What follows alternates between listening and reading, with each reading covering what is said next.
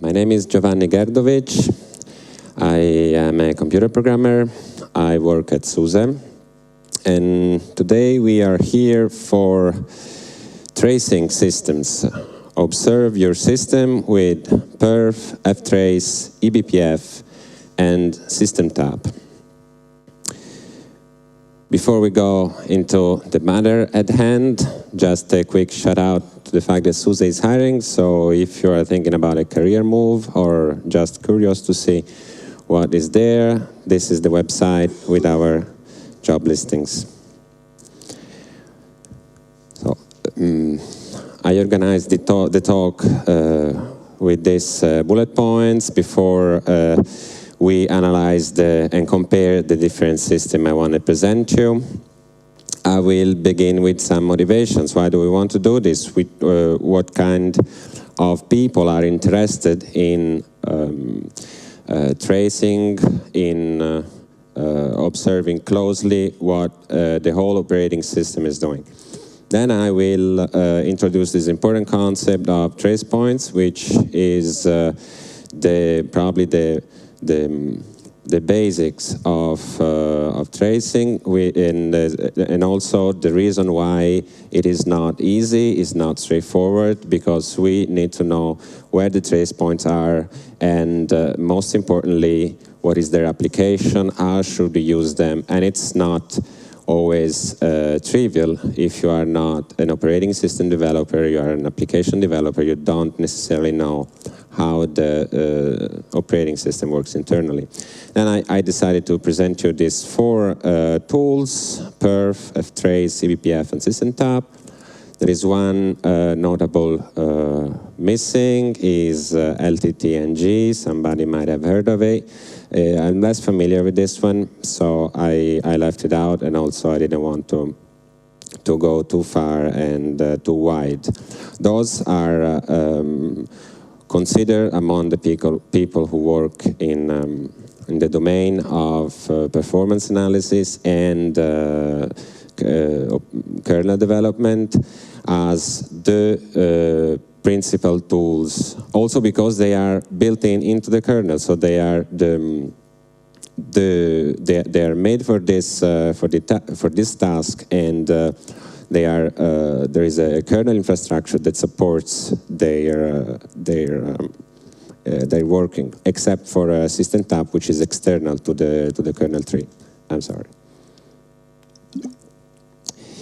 I wanted to ask you questions by show of hand. How many of you identify themselves as system administrators? So people who have root somewhere more than their own machine, very well. And who, on the other side, is more an application developer? Okay, so I would say half and half. I wanted to ask this question because those are obviously two very different perspectives. I think that those tools are useful to both kind of profiles. The system administrator wants to know what is going on in the system and possibly debug some production situation, some everything is on fire, and I need to know in a short amount of time what is the subsystem of my infrastructure that is failing. And the application developer is interested in maybe the interaction between its own user space program with the operating system, how it is serving memory, how it is giving I/O or networking.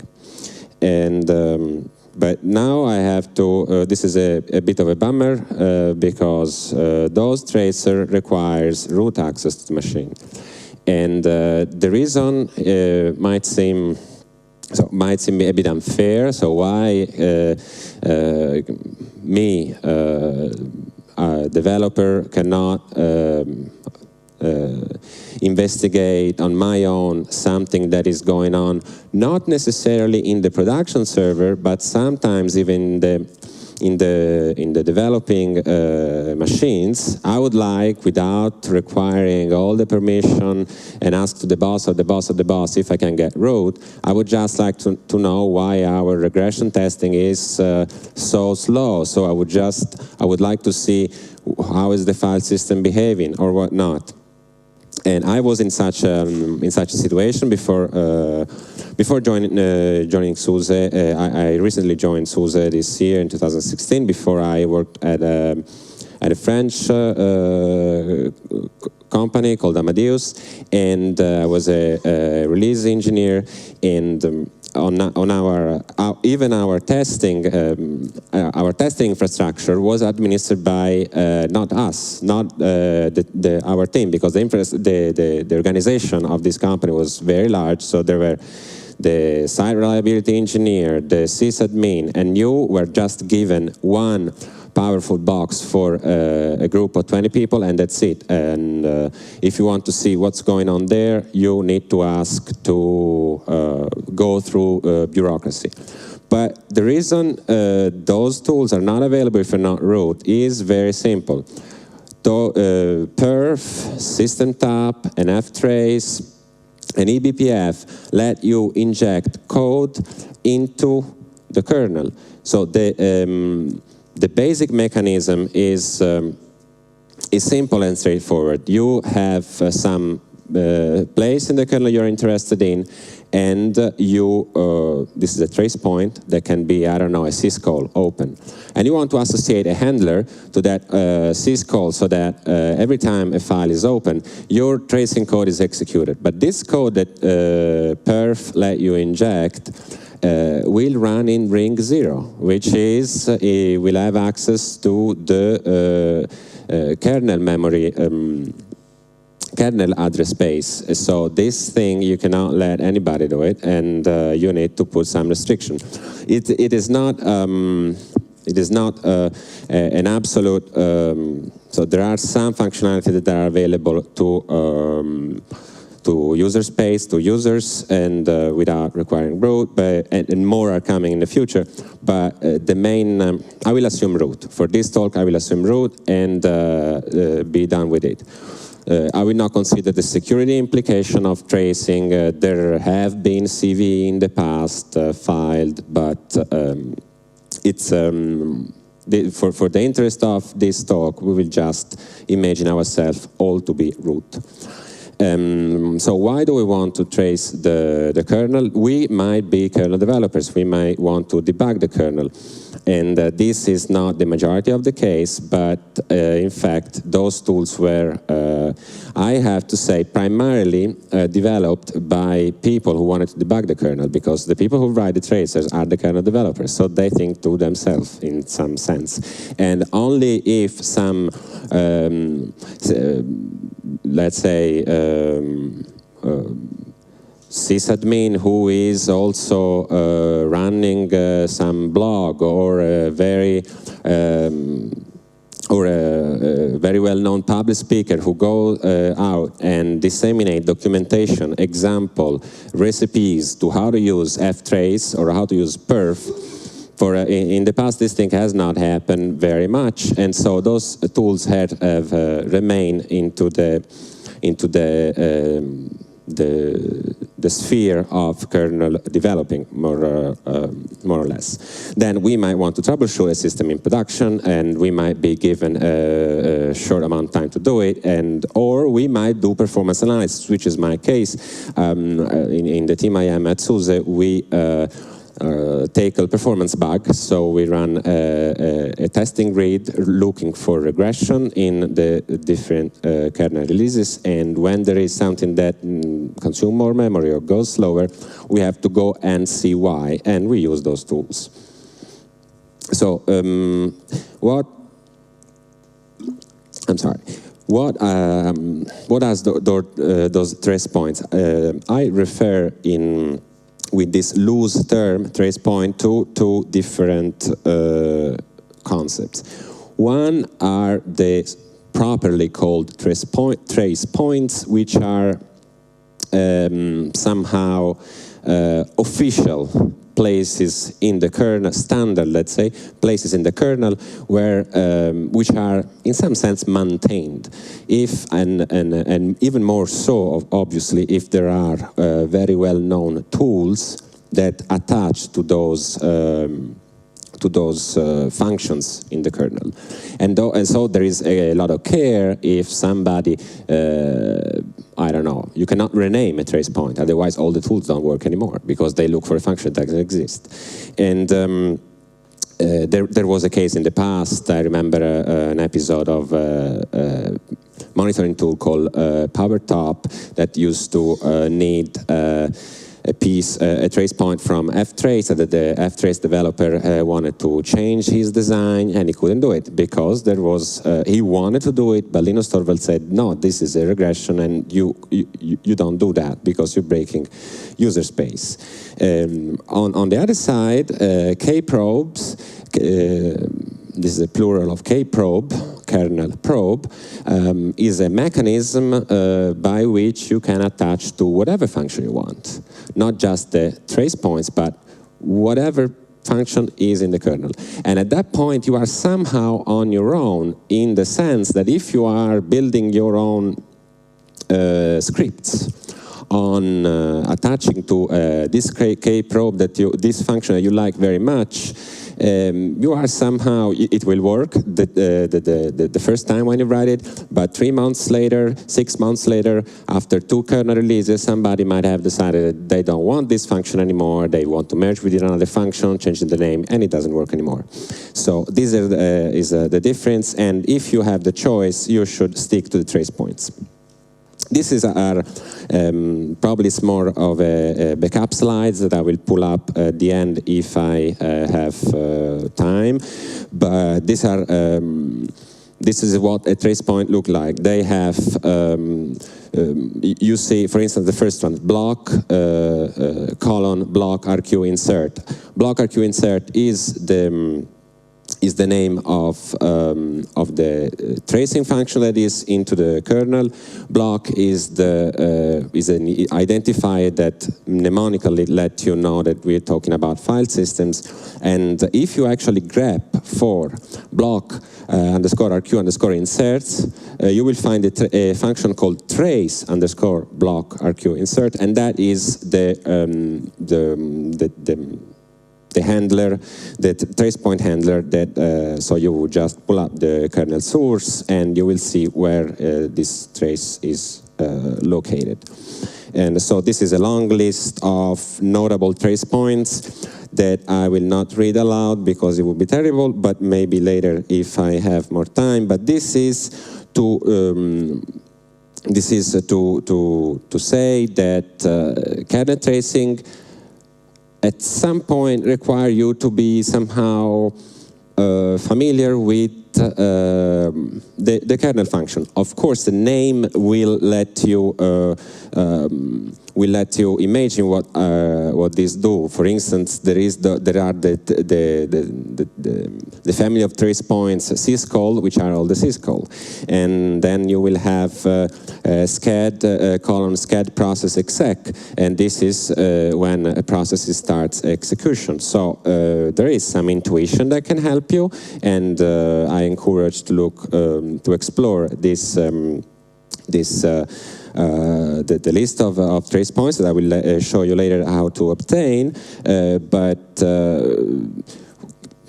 you at some point you might say, okay, but I need to do this investigation, where is the trace point I need? So you might be out of luck if there are no such recipes that I anticipated at the beginning. So somebody who pre-canned a set of scripts and say, whenever you want to investigate an I/O situation, use this script. And this script is just a bash script that uses ftrace to investigate the trace point. But this knowledge is encoded in the script itself. So I'm afraid that this is not very readable. Probably the most important thing, oops, okay, it works. The most important thing to read in this page is the URL at the bottom, where you can find this image online. It's on the website of a gentleman called Brendan Gregg, which is one of the engineers that are very present online, and he wrote a couple of books about performance analysis, and he has a blog where he posts examples of investigations. And this is a map that he made about all the Linux kernel systems and what are the tools that we might need to investigate a specific area of the system. I wanted to point out that the things that we are going to look at are in the top left.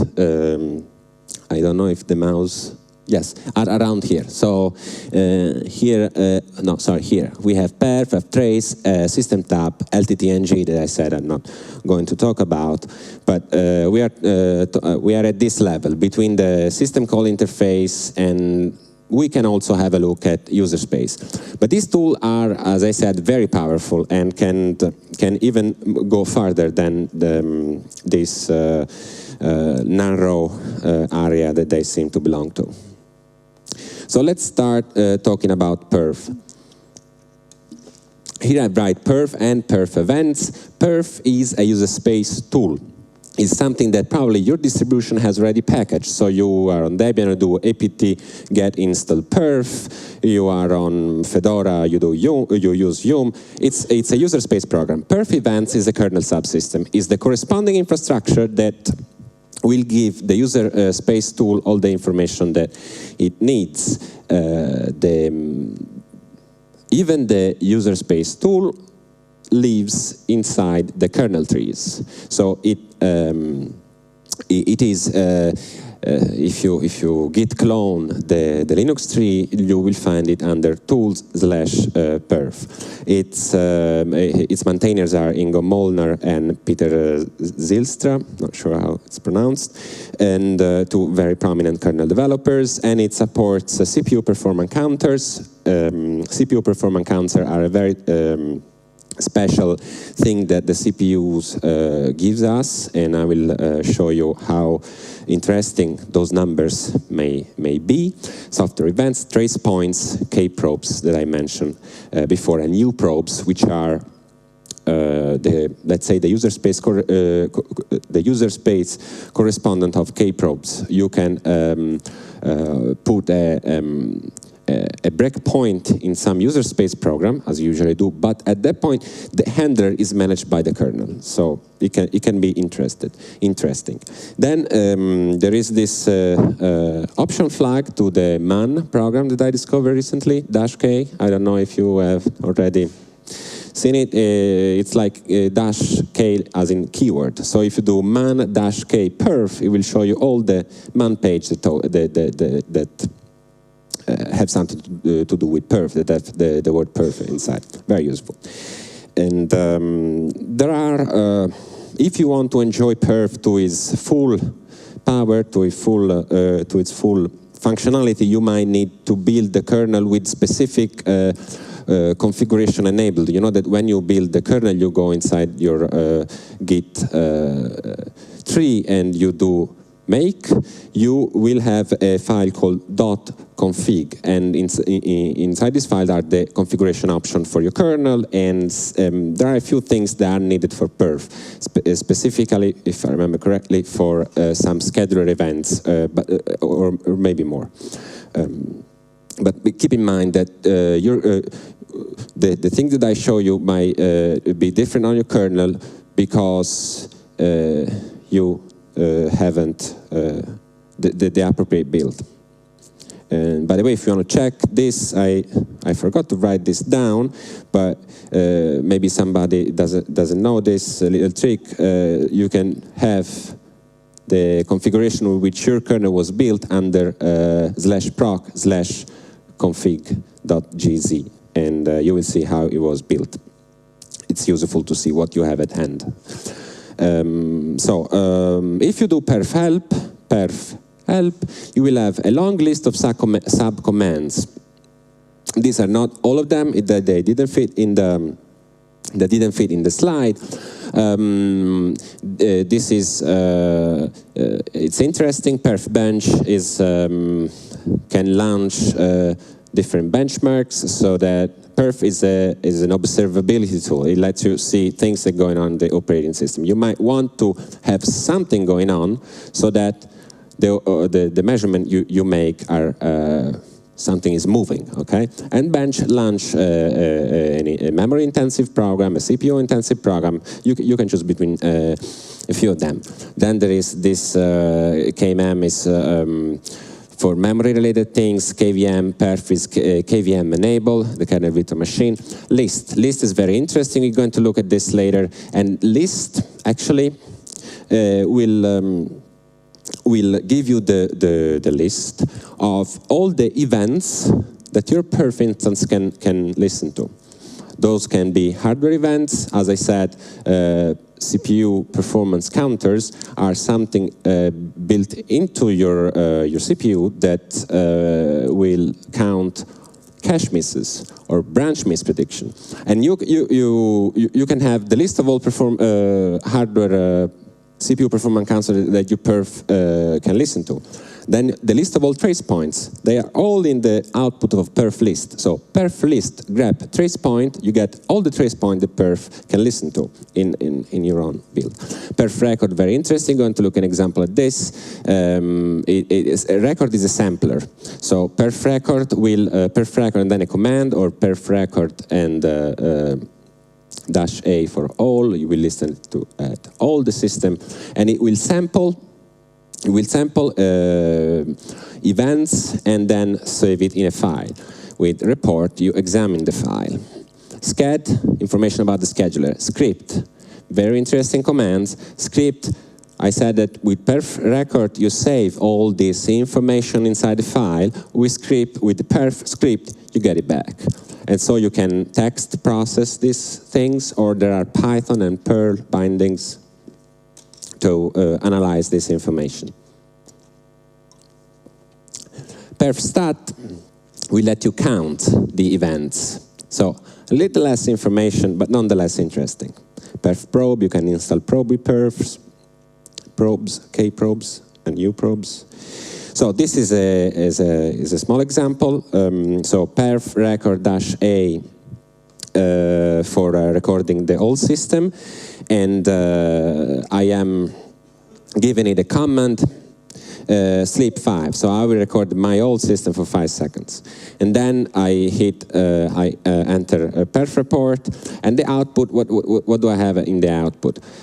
So this is the event I was connected to, cycles, CPU cycles, so very general.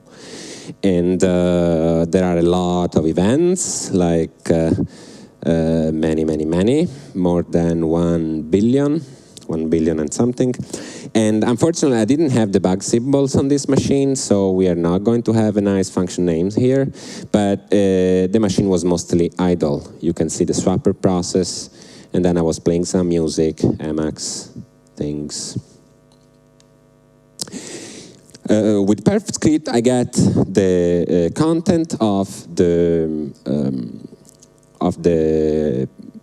file I just saved. I get it back. Here, I just pipe into head, and I see the first 10 lines. They wide and go out of the slides, but you can see on the left the command name. So perf was actually consuming quite some CPUs, and this number here is the CPU number. So this is the 0th CPU, and this is the first one. And this is the event I was sampling. And here is the function I was in at this specific sample. Oops, awesome. How do I get that back? View, full screen. Okay. I'm sorry. View, full screen. Okay, good. So now, with perf list, I said you get a list of all the things that perf the tool perf can listen to. Here I'm grabbing for scad column. So those are all trace points, as you see on the column here, and various trace points related to scheduler activity. So when you do a perf record, you can also use the option flag -e and select specific events only that you want to sample on. Before, in the report I showed you before, we were sampling on cycles, but now I will zoom my interest on just the stat sleep and scad switch event. What do they do? I don't know very much. I read the description in the kernel source, and stat sleep is when a process goes to sleep. So when the scheduler put a process to sleep because it's waiting for some I/O or it's block on some synchronization primitive, and the switch is when another process is put into on the CPU. So there is one process that goes to sleep and another process that replaces it on the CPU. Then with perf report at this time, I had 2 million of event of scad switch. So nothing was sleeping, but this workload was very bouncy. My processes were changing CPUs all the time. And you can see here that I use the -g flag, and I have a nice tree of, I have stack traces, and I can see the partial performance, the partial percentage that I spent in each function call and its children. Perf-top. Perf-top is another interesting command. It's just like top, but for kernel events. And you will have, it's an interactive command. So perf-top, you examine a live system. And you will have up nCourses interface, and you can zoom on functions and also annotate one function that for which you had debug symbols. Do you need that? Not sure. Anyway, you can annotate a function. What does it mean? It means that you can see source code and assembler side by side. So yes, you needed to have meaningful result. You need debug symbols, but you can see what are the hotlines and to what assembler they correspond. It can provide useful insights. So now perf stat -a the whole system. Now I am counting.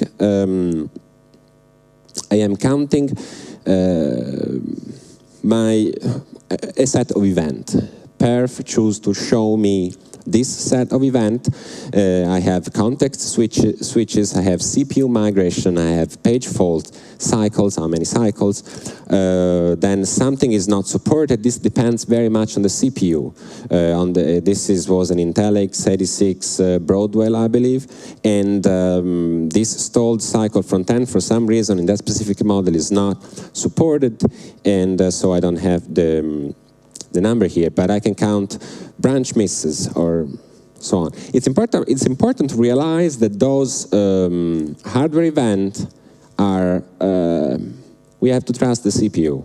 Those are the Intel engineers who coded this thing deep inside the metal, and the CPU is telling us the number. We don't have any other way to verify those numbers. So it's interesting that it's not like, okay, let me see the algorithm with which those branch misses are recorded, for instance, or what is, I don't know, you can't. You just have to trust the CPU. But it's interesting.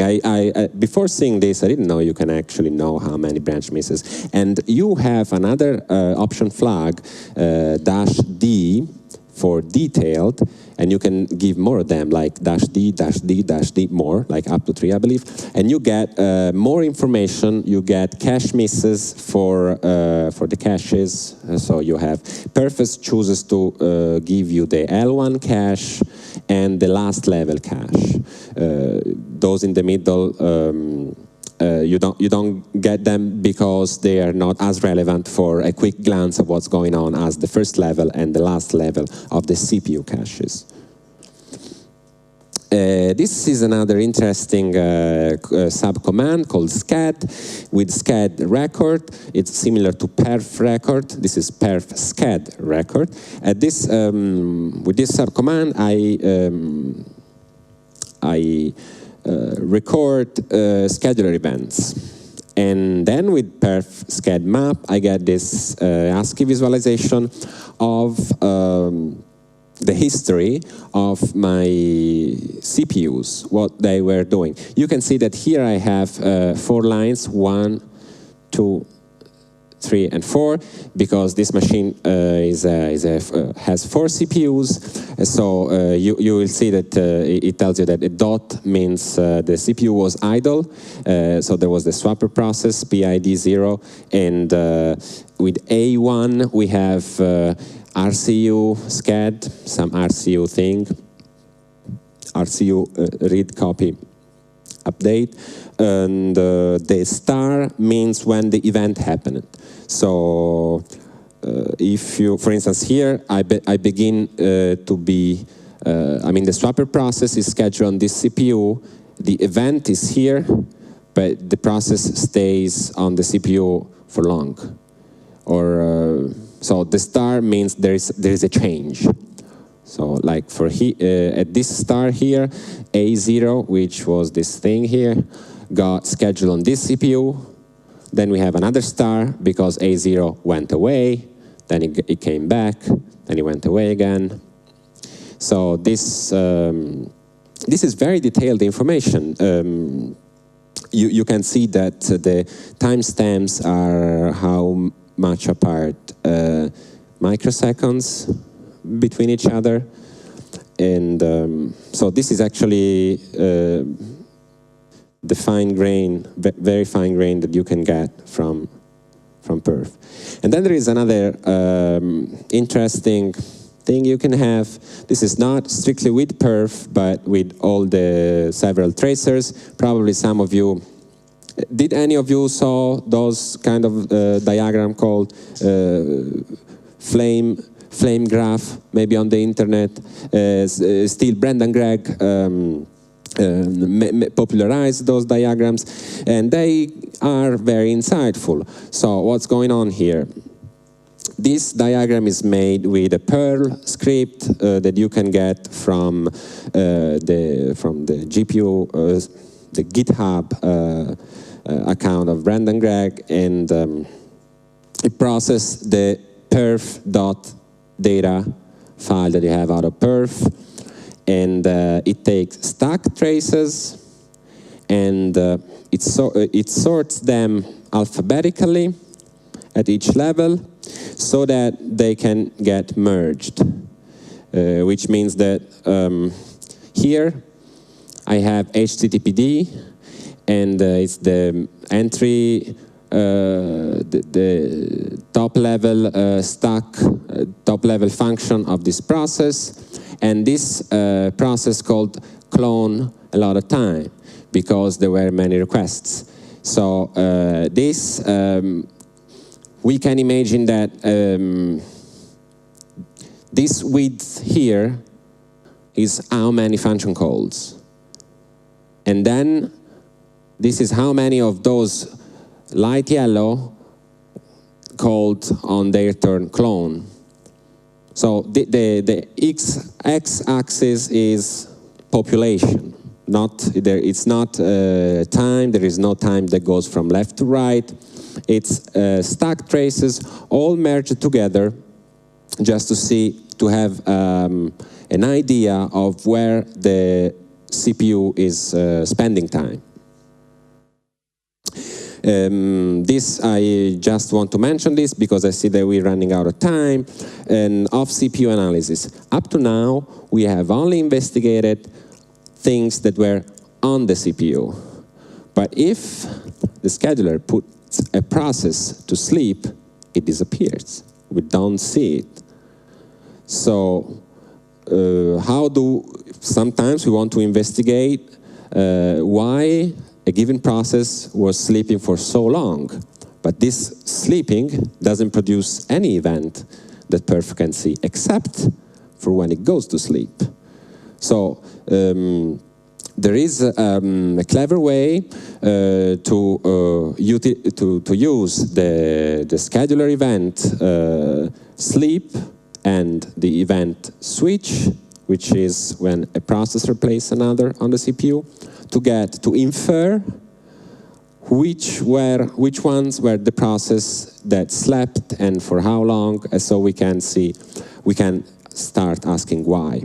And so there is a blog post about this as well from Brendan. This is an example of analysis with perf. I will leave here the link. I want to talk about Ftrace. Ftrace is a tracer. It's much older than perf, and it predates perf. In tree as well. It is somehow there is an overlap between the two, and but Ftrace can do something more that perf cannot do, and vice versa. They're not competing implementation, but in Linux it's often like this. There is this sort of evolutionary life of projects. There is one project, there is one guy that doesn't like something or wants something more, so decided to make its own. So there are several infrastructures, and Ftrace is much older than, well, not much older, but older than perf, is maintained by Steven Rosted, and this has a quite of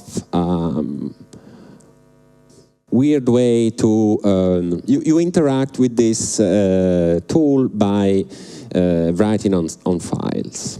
It exposes basically, so those are the kernel configs that you may need. But this, to start using Ftrace, you have to mount a file system called, you have to mount this line. Type is debugfs, and you mount it under sys kernel debug. And this gets populated with a lot of files, very, very small, that are just, when you write one, when you echo one on this or that file, something happens. Actually, those files correspond to our trace points, exactly the same as in perf. It's the same infrastructure. So if I write in this other example, if I write nope, like no op on current tracer, so that I do not use the function tracer, bit of a technicality, but anyway, I echo one on block/block RQ issue. Remember this guy? We saw it in a previous slide. And then you echo one on this other trace point representer. And then you start cutting this other file. You get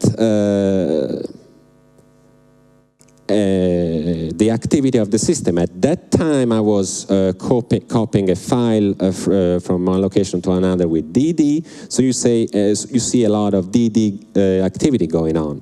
I have this process PID 6195 DD, and I can see that there was a lot of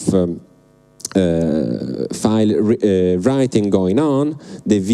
The W that you see at this point, this is the trace point that I was hitting, timestamp, some more information, this column in the CPU, this I believe, because I checked it earlier, is the block number. Anyway, so this is how you interact with Ftrace. A bit might seem non-user, non-friendly, but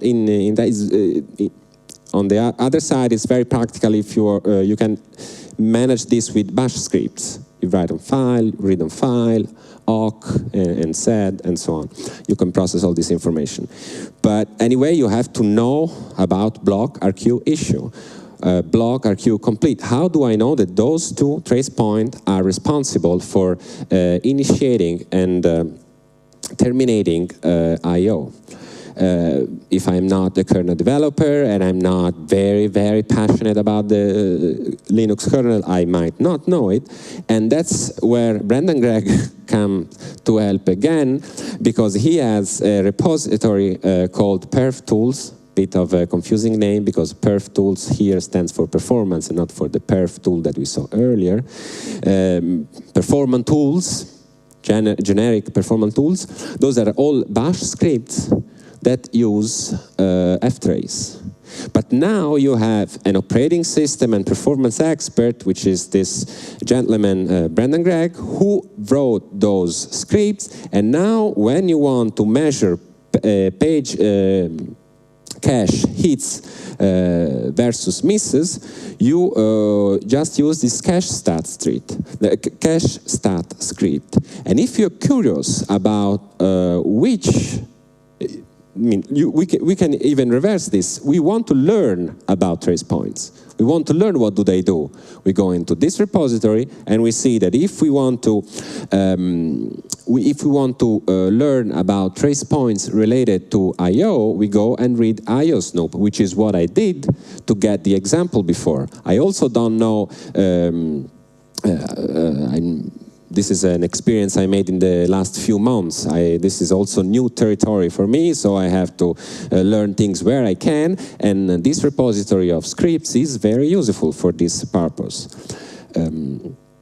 There is another time an instance of my favorite trick, man-k trace CMD. Trace CMD is the command line interface for Ftrace.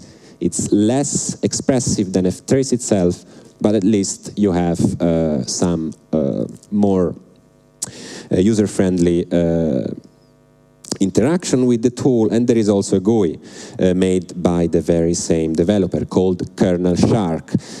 Stephen Rosted wanted to make this Wireshark plugin, but then he changed his mind and he made his own GUI.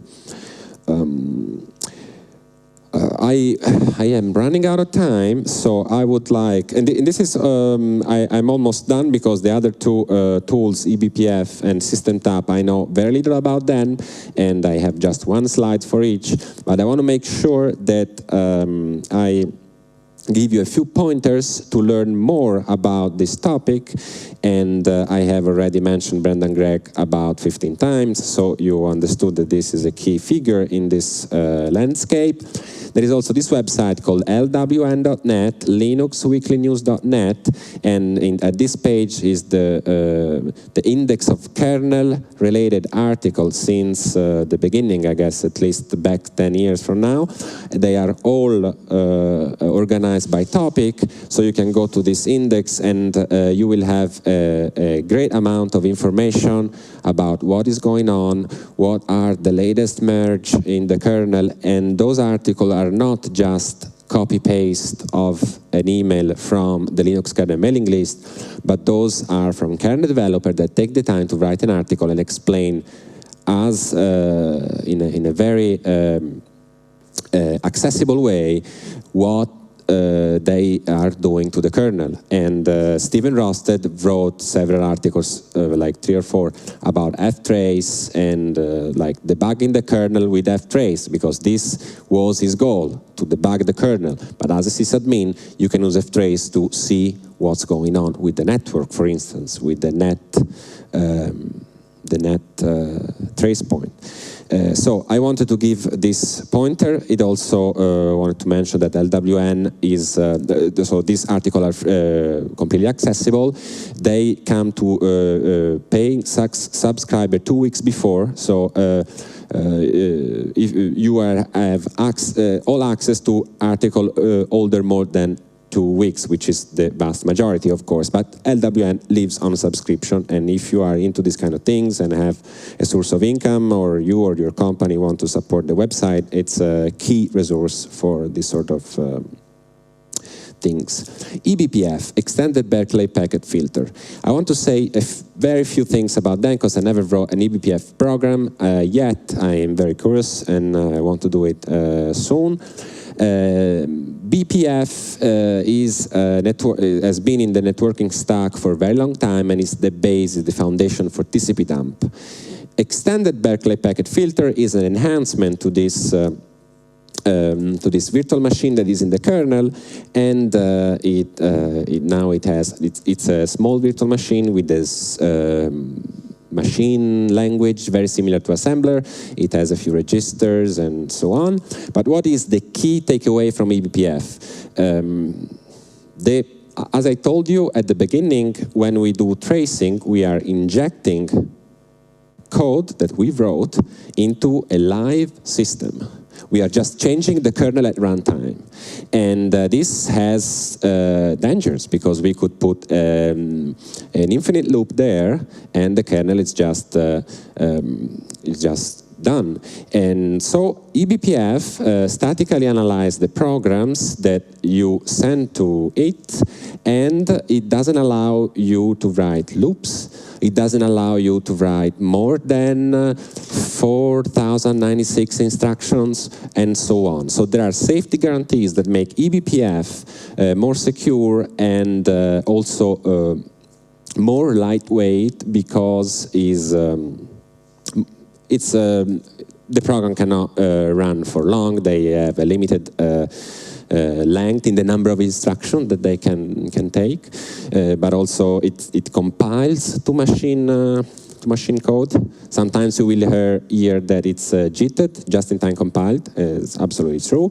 Instead of running interpreted, you can, with the syscontrol flag, instead of making it run interpreted on the BPF virtual machine, translate it to machine code, and this happens live. It's not JITed in the sense of Java or JavaScript. A JavaScript program will, on V8, even change itself depending on the input. So there is one thread that observes the other and identify hotspots and then recompile the JavaScript program. This is not what happened in eBPF.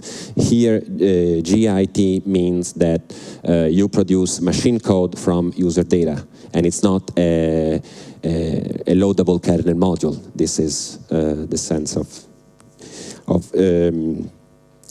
the term GIT in this context. Again, Brendan Gregg wrote several scripts. He is participating to a project called BCC, of which he is not the primary developer. The primary developer is Brendan Blanco, who made a YouTube video I linked here.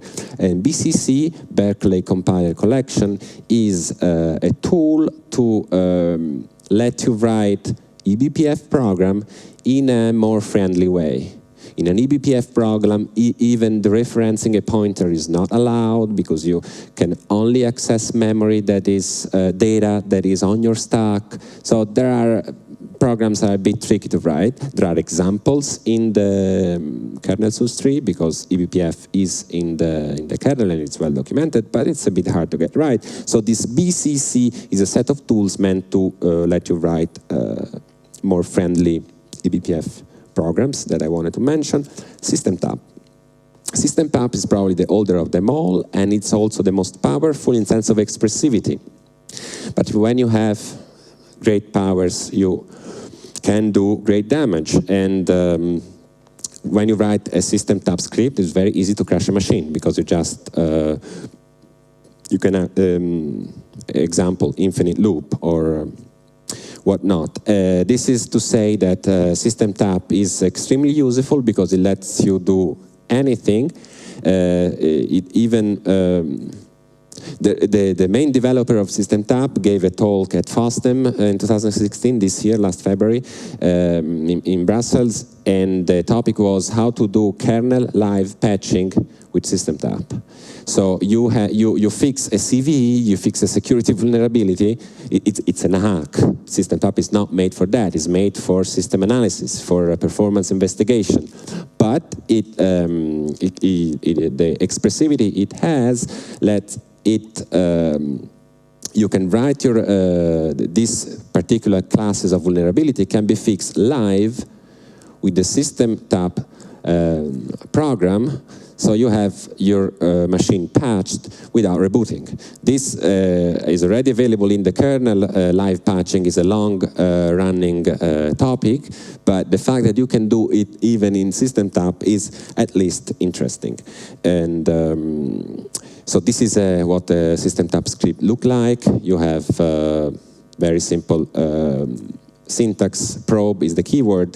Probe point is the trace point, and then you have statements that you want to perform as a handler of this trace point.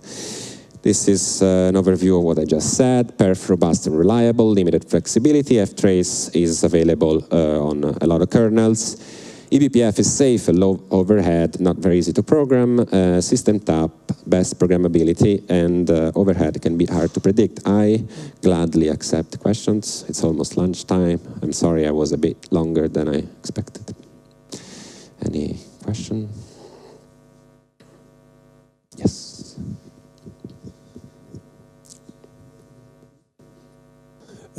Thanks for the presentation. And my question is about the regression. You mentioned at the beginning that you did a testing on different, like after release of the kernel.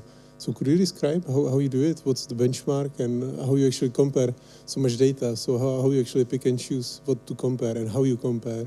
Yes, I'm very happy with this question because I have an answer ready to show. So we use a framework which is on GitHub, which is a test suite. Okay, so this framework is called MMTest for Memory Management Tests for historical reason, and it's just a collection of a lot of benchmarks.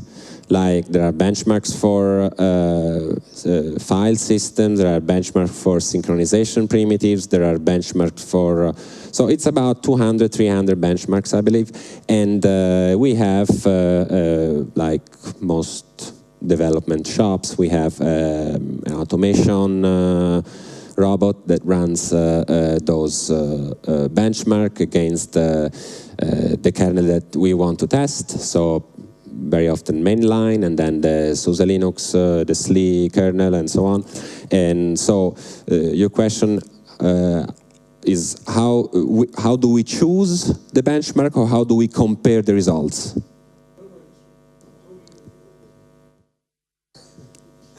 So what do you use actually for benchmark for the generating the CPU, and what you compare? And actually the other question, if you actually run that on bare metal or if you run it on virtual machines, and if you actually test the kernel, like the KVM.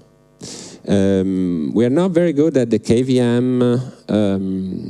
KVM yet.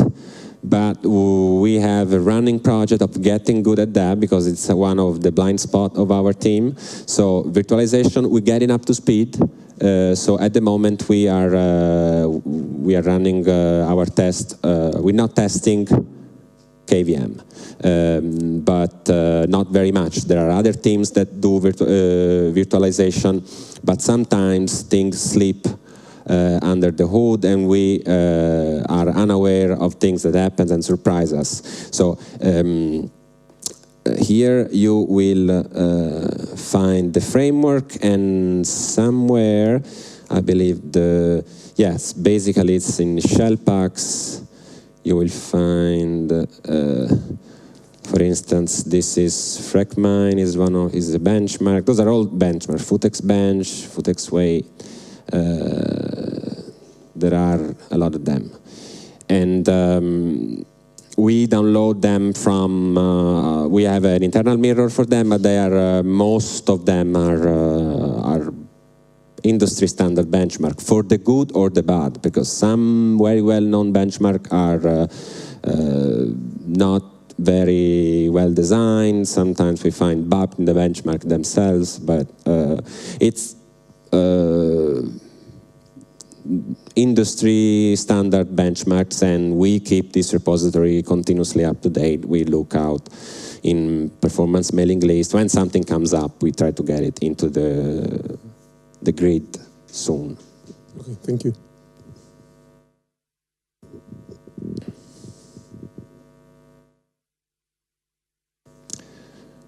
Okay. I'm just curious, what happens if you inject a code that would normally cause segmentation fault? Your machine would most likely panic. So the kernel will have a kernel error that does not know how to recover, and so it just crashes and it reboots. And this is not good when you have running service and so on, because those things are meant to be used in production. So this is the interest. If you run a script that kills the service, you lost. I was just curious if it's even able to detect this. No, because no, you can't. No, this is an interesting question, because it cannot, because the kernel is the kernel, and when it dies, there is nobody else. There is actually one thing close to it, which is when you have a user space program and it crashes, you have a crash dump. You have a core dump that you can analyze with GDB. There is a similar thing for the kernel, which is sort of a crash dump for the kernel. And how does it work? Who writes this file to disk if the kernel is dying? There is a second kernel, very small, that when the primary kernel dies, it just boots up for a couple of seconds, collects the data, write the crash dump, and is ready to be analyzed. This is a crash tool. You can look it up on Google. Well, of course, the name is not very helpful because the tool is called Crash. So if you look for Crash, you probably don't find much, but it's called Crash tool. And actually, my colleague Vlastimir Balbak presented Crash last year, I believe here at LinuxDays. So you go to the archive, YouTube, you will find a description of it. Okay, thanks. Yeah. Anyone else? Thank you very much. Appreciated your patience. You were about to ask something? Oh no, I saw a movement of hands. Thank you very much for coming.